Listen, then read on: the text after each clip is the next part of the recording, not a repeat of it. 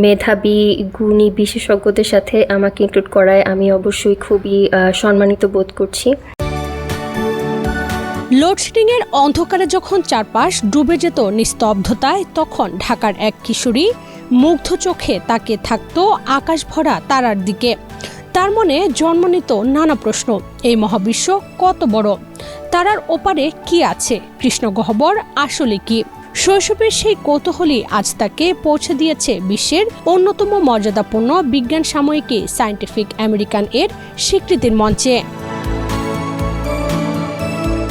বলছি বাংলাদেশি বংশোদ্ভূত জ্যোতিপদার্থ বিজ্ঞানী ডক্টর তনিমা তাসনিম অনন্যার কথা। সম্প্রতি বিশ্বের অন্যতম মর্যাদাপূর্ণ বিজ্ঞান সাময়িকী সায়েন্টিফিক আমেরিকা ডক্টর তনিমা তাসনিমকে বিজ্ঞানের উদীয়মান তারকা হিসেবে স্বীকৃতি দিয়েছে। রূপায়ণ lake castle, welcome to the land of piece. অতি ভারী কৃষ্ণগহ্বর ও গ্যালাক্সির সক্রিয় কেন্দ্র নিয়ে গুরুত্বপূর্ণ গবেষণার জন্য তিনি স্থান পেয়েছেন উদ্বোধনী ইয়াং আমেরিকান সায়েন্টিস্টের তালিকায়। বিশ্বের বিভিন্ন শাখার মাত্র ২৮ জন সম্ভাবনাময় তরুণ গবেষকের মধ্যে জায়গা করে নিয়েছেন তনিমা তাসনিম অনন্যা। আন্তর্জাতিক বিজ্ঞান অঙ্গনে বাংলাদেশের জন্য এটি নিঃসন্দেহে একটি গর্বের অর্জন। এই স্বীকৃতি পাওয়ার পর নিজের অনুভূতি জানিয়েছেন তনিমা। আমার গবেষণার বিষয়বস্তুটা হচ্ছে যে একদম সময়ের শুরু থেকে বিগ ব্যাংয়ের পর থেকে ব্ল্যাক হোল কিভাবে সিডেড হলো, অথবা এদের উৎপত্তি কোথা থেকে, এবং আস্তে আস্তে ওরা কিভাবে এত ভরসম্পন্ন হলো, ওরা যে গ্যালাক্সির মধ্যে থাকে তার উপরে তারা কীরকম ইম্প্যাক্ট ফেলে, এগুলো বিশদভাবে বর্ণনা করা। তো এই কাজের জন্যই আমাকে এই সম্মানটা দেওয়া হয়েছে।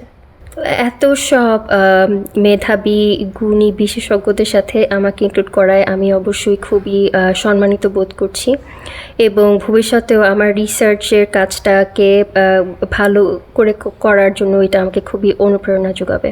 তার বিশ্বাস, বাংলাদেশের শিক্ষার্থীদের মধ্যে মহাকাশ ও বিজ্ঞান নিয়ে আগ্রহের কোনো কমতি নেই। প্রয়োজন শুধু সঠিক দিক নির্দেশনার সুযোগ এবং গবেষণার পরিবেশ।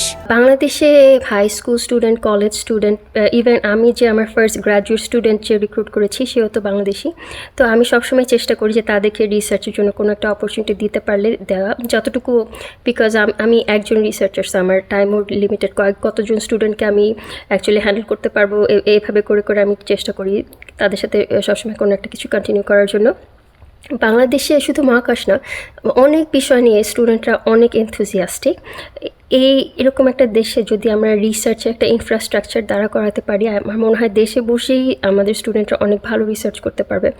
সো বাংলাদেশে অনেক পটেনশিয়াল আছে।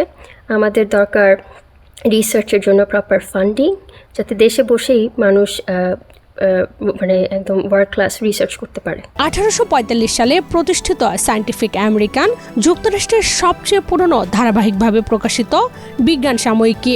2 শতাধিক নোবেল বিজয়ী বিজ্ঞানীর লেখা প্রকাশিত হয়েছে এই সাময়িকীতে। বিশ্বজুড়ে কোটি কোটি পাঠকের কাছে পৌঁছানো এই প্রকাশনা চলতি বছর প্রথমবারের মতো ইয়াং আমেরিকান সায়েন্টিস্ট তালিকা প্রকাশ করেছে। সেখানে স্থান পেয়েছেন আগামী দিনের বিজ্ঞান নেতৃত্বে গুরুত্বপূর্ণ ভূমিকা রাখার সম্ভাবনাময় গবেষকরা।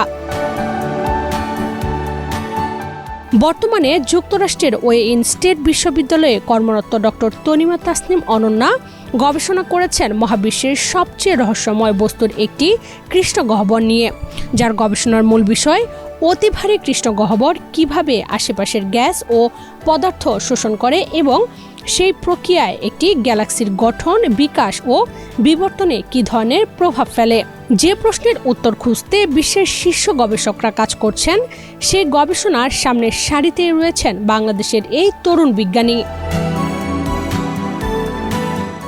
ডক্টর তনিমা তাসনিম অনন্যা বিএনপির ক্ষুদ্র ঋণ বিষয়ক সম্পাদক ডক্টর এম.এ. কাইয়ুমের জ্যেষ্ঠ কন্যা। নরসিংদীর রায়পুরার বেলাবতে তাদের গ্রামের বাড়ি। অনন্যার এই আন্তর্জাতিক স্বীকৃতিতে আনন্দিত তার পরিবার ও স্বজনরা, গর্বিত দেশের বিজ্ঞান মনস্ক মানুষও। সে ছোটকাল থেকে ক্রিয়েটিভ ছিল, পরিশ্রমী ছিল, এবং তার এই সাকসেসের জন্য এই পর্যায়ে আসতে তার লাইফে অনেক স্যাক্রিফাইস করছে। যেরকম আমরা কক্সবাজার যাচ্ছি, সে আমাদের সাথে কক্সবাজার গেল। কক্সবাজার যাওয়ার পর আমরা সি বিচে যাচ্ছি, অন্যান্য জায়গায় যাচ্ছি, অনেকে আমাদের চাস্তো বোন টোন ভাই টাই মিলিয়ে। কিন্তু সে তার ওইখানে সে একটা তার পড়ালেখার জন্য সে আর যাচ্ছে না আমাদের সাথে। না, আমাদের থেকে কোনো বাধা ছিল না, আমাদের জাস্ট একটাই ছিল, তুমি আরেকটু বড় হও পরে যাবা, যে এখনই যাওয়ার দরকার নেই, তুমি আরেকটু বড় হয়ে তারপরে যাবা বাইরে। বাইরে দেওয়াটা প্রথম দিকে একটু আমাদের কাছেই ছিল, ইরিটেটিং ছিল যে না এখনই দিব না, মেয়ে ছোটো। কিন্তু ও যেভাবে অ্যাগ্রেসিভ ছিল বা যেভাবে ও স্কলারশিপের জন্য অ্যাপ্লাই করছে যেখানে যেখানে হয়েছে, এবং ও এর জন্য ওমেন্স কলেজে অ্যাপ্লাই করেছে যে ঠিক আছে আমি প্রথমে কম্বাইন কোনো কলেজে যাব না, আমি একটা ওমেন ইউনিভার্সিটিতে যাই, তারপরে তোমরা আরও পরে অন্য গিলতে। পরে ওখানে ও ব্রিংমোর থেকে পাশ করার পরে আন্ডার গ্রেড করার পরে ও ইয়েল ইউনিভার্সিটিতে মাস্টার্স অ্যান্ড পিএইচডি করেছে ইয়েলে যে। বিজ্ঞানীরা মনে করছেন তার এই গবেষণা মহাবিশ্বের বিবর্তন, গ্যালাক্সির বিকাশ এবং কৃষ্ণগহ্বরের কার্যপ্রক্রিয়া সম্পর্কে নতুন দিগন্ত উন্মোচন করতে পারে। একসময় যে মেয়েটি বিদ্যুৎহীন রাতের আকাশে তারাগুনে মহাবিশ্বকে জানতে চেয়েছিল, আজ সেই মেয়ে বিশ্বের বিজ্ঞান অঙ্গনে নজর কেড়েছেন নিজের গবেষণায়।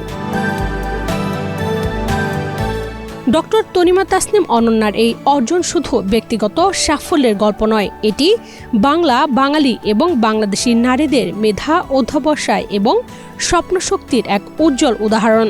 হয়তো তার এই পথ চলাই নতুন করে স্বপ্ন দেখাবে বাংলাদেশের হাজারো তরুণ তরুণীকে।